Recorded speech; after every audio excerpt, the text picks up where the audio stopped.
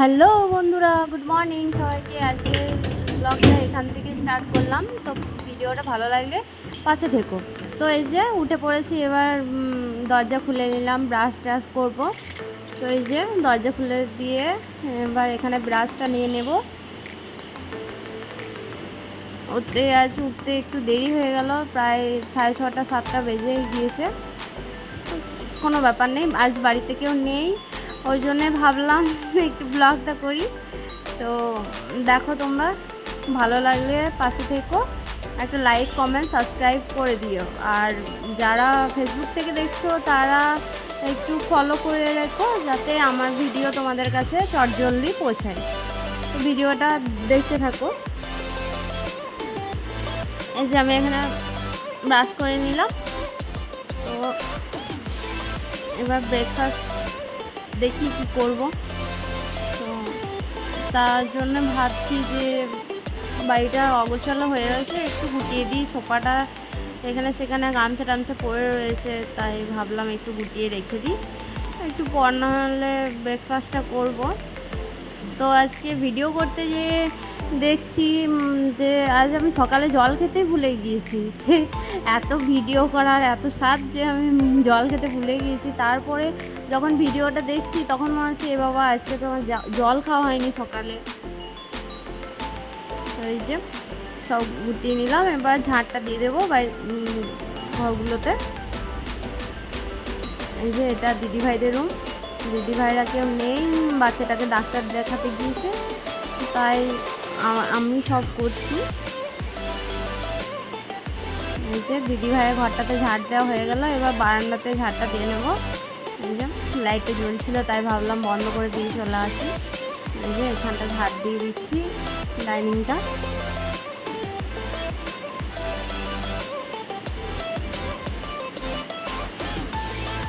তো তোমরা কেমন কেমন ভিডিও দেখতে চাও আমাকে প্লিজ কমেন্ট করে বলবে, আমি চেষ্টা করব সেইভাবে আমি ভিডিওটা বানাবার। তো আজকে আমি এত বড় ব্লগটা দিচ্ছি, তো এরকম ব্লগ আমি কোনোদিন দিইনি, তাই ভাবলাম যে একবার দিই, ওই কারণেই আজকে ব্লগটা করা। তোমরা যদি চাও বলবে, আমায় কমেন্ট করবে যে কেমন ব্লগ দেখতে চাও, আমি চেষ্টা করব। তারপর এই যে সবগুলো ঘর ঝাড় দেওয়া হয়ে গেল, বাইরেরটা ঝাড় দিয়ে দিলাম। এই যে ঝাড় দেওয়া আমার হয়ে গেল। তো এই দিয়ে আমি ভাবলাম কি করা যায়। সকালবেলায় কোনোদিন চা খাই, কোনোদিন চা খাই না। আর এই যে ভাবলাম যে দুধটা আছে ফ্রিজ থেকে বার করে মাখনটা তুলে নিই, দিয়ে আবার ফ্রিজে ভরে রেখে দেবো, গরম করব পরে না হলে যখন টাইম পাবো। আর বাইরের দুধটা আছে সেটা একটু গরম করতে হবে, হাঁড়িতে রাখা আছে, ভাবলাম গরম করে দিই, নাহলে খারাপ হয়ে যাবে, ওই কারণে গরম করে দিলাম। এই যে এখানে মাখনটা আছে, মাখনটা তুলে নিচ্ছি। তোমরা কেমন করে মাখন করো প্লিজ একটু কমেন্ট করে বলবে। তো আমাদের এইভাবেই মাখন করে, মানে দুধটা ফ্রিজে ভরে রেখে দেয়, তারপরে একদিন পর সেই দুধটা বার করে মাখনটা ওপরে পড়ে যায়, সেটা তুলে দিই। তো এইভাবে আমি তুলে দিলাম।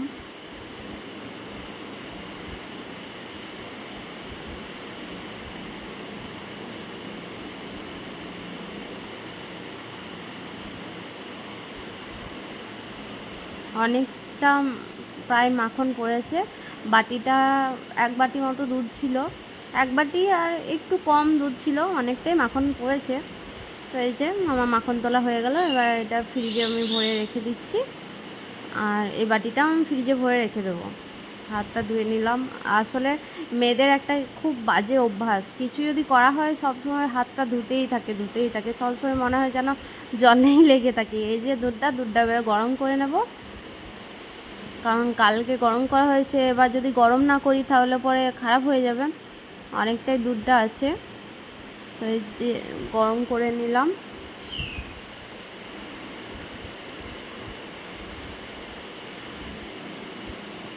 তারপর এই যে বাটিটা রেখে দিলাম ফ্রিজে।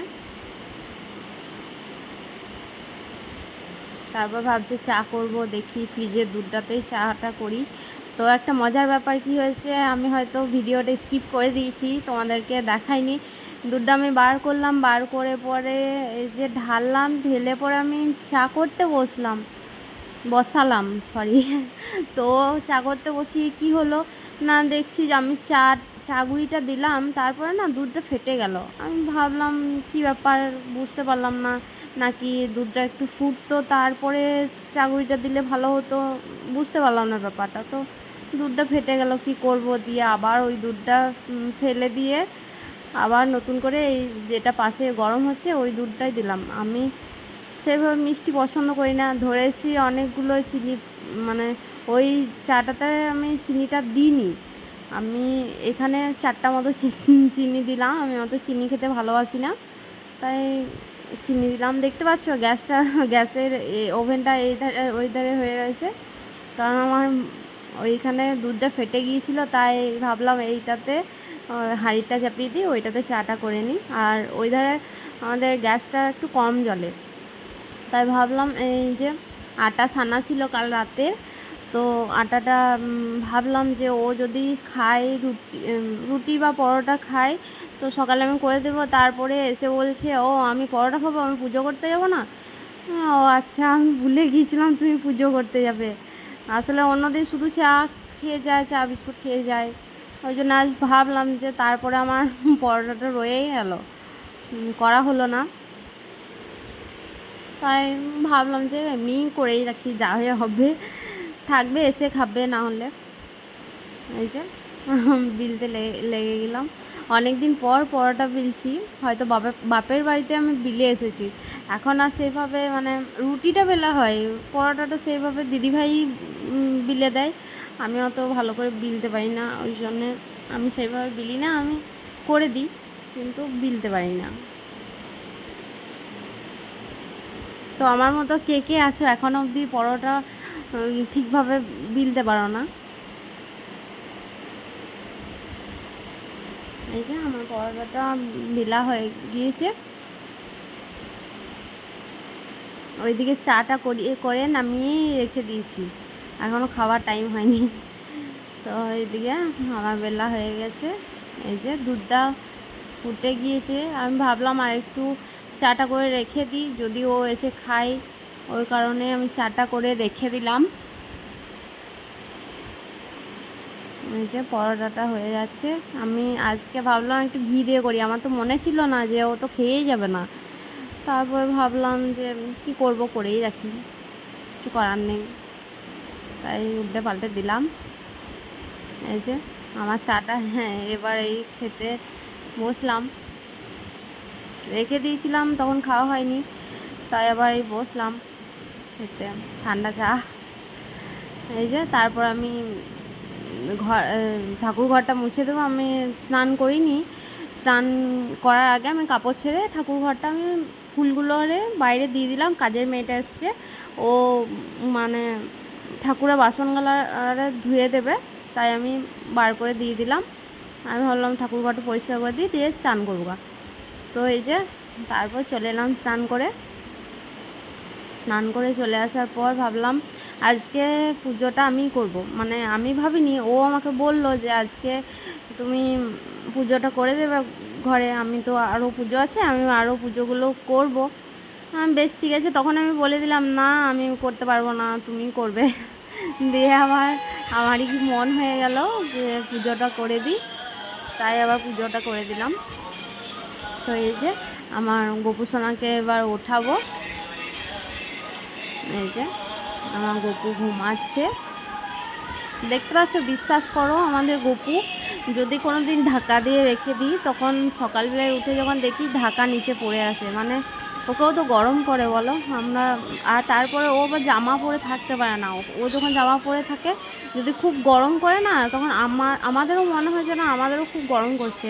দিয়ে আবার কী করে, সন্ধ্যেতে যখন আরতি করে তখন আবার গপুকে জামাটা খুলে দেয়, দিয়ে মারখিনি, ওই লাল মারখিনিগুলো সরু করে কাটে, দিয়ে পরিয়ে দেয়।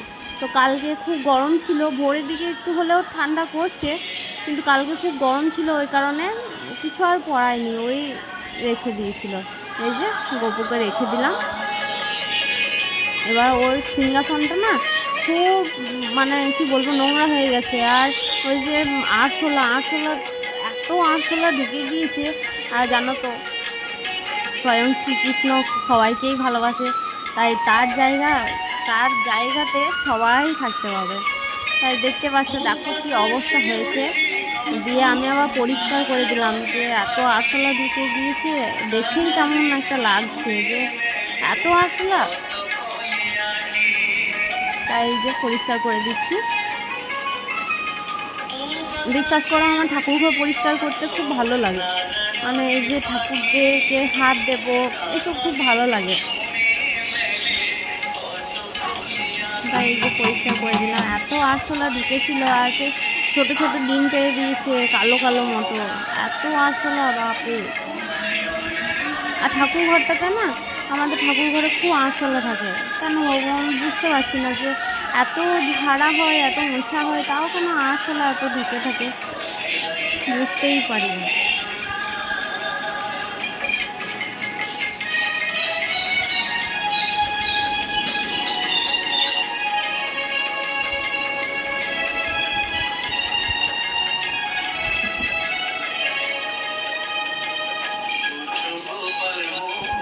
এই যে পরিষ্কার করে দিলাম, এরপর সাজিয়ে দিচ্ছি আবার যেভাবে ছিল সেইভাবে সাজিয়ে দিচ্ছি।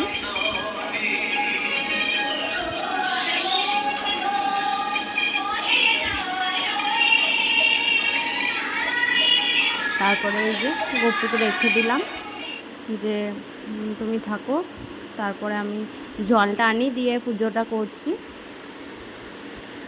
এই যে আমি জল আনতে চলে গেলাম,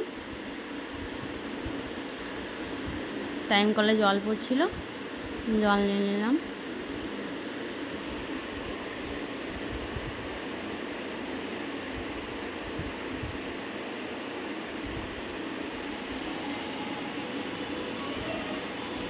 তারপরে এই জলটা নিয়ে চলে এলাম, এখানে রেখে দিলাম। আর ফুল আনতে যেতে হবে, ফুল আর তুলসী পাতা, তো এই যে আনতে চলে গেলাম আমি। এখানে অনেকগুলো তুলসী গাছ আছে। কে কে তুলসীর মন্ত্র জানো আমাকে প্লিজ একটু কমেন্ট করে বলবে তো। আমি সেইভাবে জানি না, কিন্তু জানতে চাই, তাই কমেন্ট করে বলবে যে তুলসীর মন্ত্র কতগুলো আছে আর কী কী। তারপরে এই যে ফুল নিয়ে চলে এলাম, ফুল তুলসী পাতা রেখে দিলাম। এবার পুজোর বাসনগুলো সাজিয়ে নিতে হবে, তো আমি সাজিয়ে নিচ্ছি।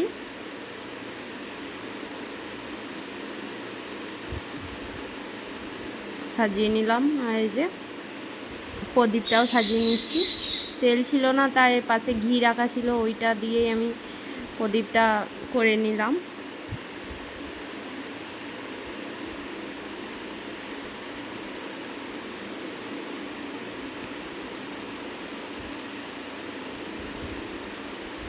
ধূপটাও জ্বালিয়ে নিলাম।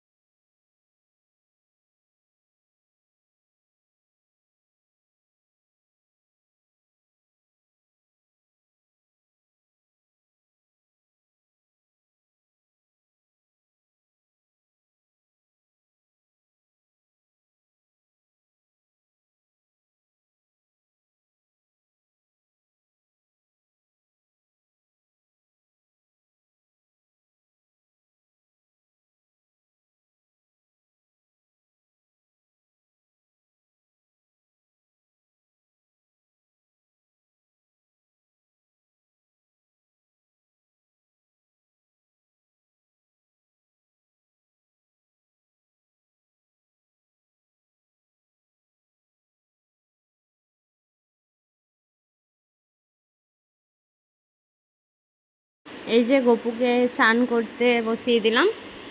এই যে গপু চান করবে, এই তো আমি জল ঢেলে দিচ্ছি। স্নান হয়ে গেছে গপুর। এবার গপুকে মুছিয়ে দেব। কোথায় রাখবো খুঁজে পাচ্ছিলাম না, যে ফোনটা কোথায় রাখবো।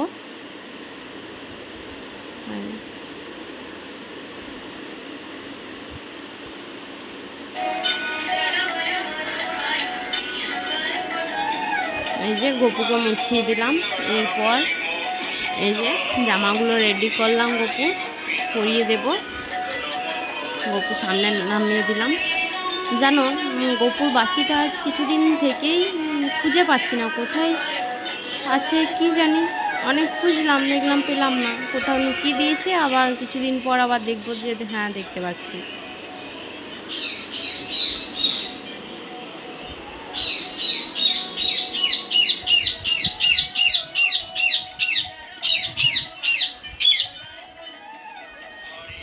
আর বলো না, এই যে পাখিটা, আমাদের বাড়িতে একটা পাখি আসে, পাখিটাকে ধরতে এসেছে একটা বিড়াল।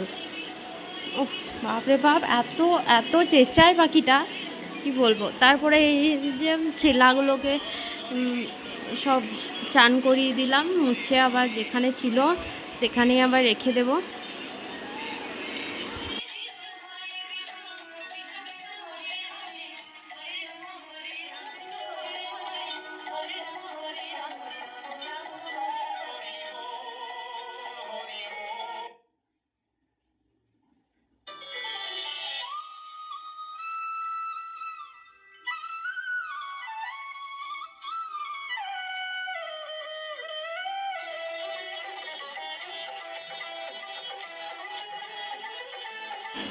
এই যে সবগুলোই রাখা হয়ে গেল আমার।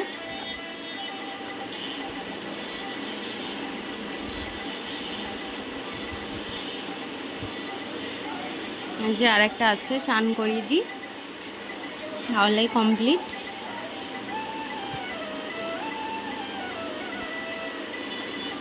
সবাই একটু কমেন্ট করে বলবে যে আমার গপুকে কেমন লাগছে দেখতে।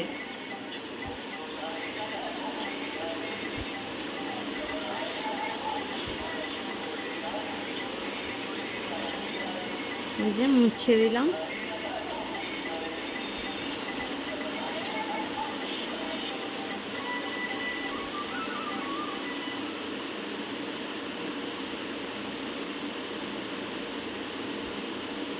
তারপরে এই যে ফাইনাল লুক গপুর।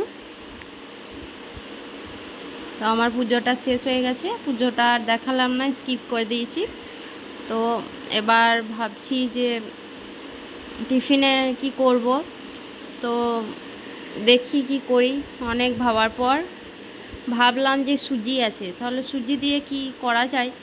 তারপরে ভাবছি যে নোনতা সুজি করলে কেমন হয়। মানে মিষ্টি সুজি আমি অত পছন্দ করি না, তাই নোনতা সুজি করব বলে লেগে পড়লাম। তো 3টে আলু নিয়ে নিলাম, এদিকে লঙ্কা নিয়ে নিলাম, দিয়ে আমি সব কেটে দিলাম, কেটে পরে নিয়ে এলাম।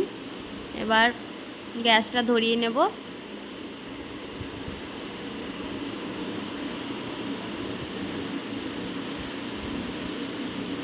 আর এদিকে কড়াইটা চাপিয়ে দিলাম।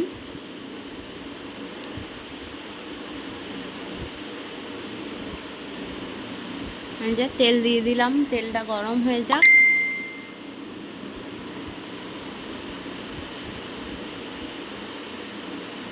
দিয়ে বাদামগুলো ছিল, বাদামগুলো দিয়ে দিলাম। বাদামগুলো কাঁচা বাদাম ছিল, আবার মানে খোসাটা ছাড়ালাম, দিয়ে আবার ভাজতে দিলাম। এমনি বাদাম আনা ছিল না, তো এই বাদামটাই ছিল, দিয়ে আবার খোসা ছাড়ালাম, দিয়ে আবার করলাম। এই যে আমার বাদামটা লাল লাল করে ভেজে নেব। ভাজা হয়ে গিয়েছে, তো আমি তুলে নিলাম।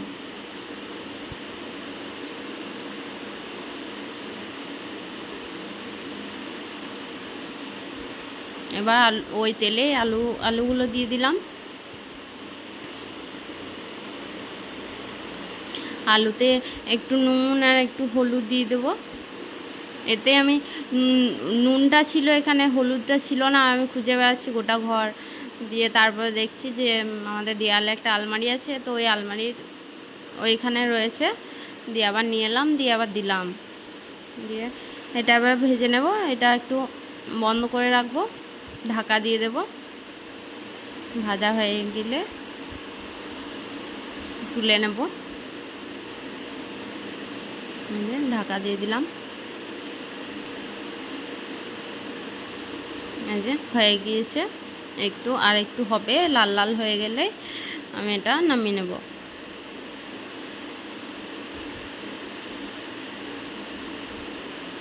এই যে লাল লাল করে ভাজা হয়ে গিয়েছে, এবার আমি নামিয়ে নিচ্ছি।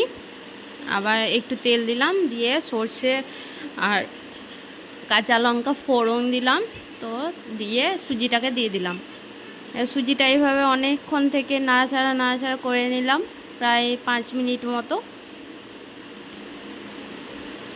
নাড়াচাড়া করে নিয়ে এবার যে কাপটাতে আমি হাফ কাপ সুজি নিয়েছিলাম, তো সেই কাপটাতে আমি 2 কাপ জল নেব।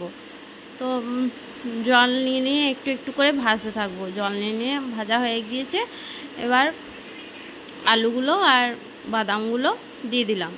তারপরে বন্ধ করে একটু লেবুর রস ছড়িয়ে আজকের ভিডিওটা রেডি। তো বলবে রেসিপিটা কেমন হয়েছে কমেন্ট করে নিয়ে আসবো। তো যদি ভালো লাগে তাহলে পরে লাইক কমেন্ট সাবস্ক্রাইব করে দিও, আর পাশে থাকা বেল আইকনটি টিপে দিও। তো আজকের মতো টাটা।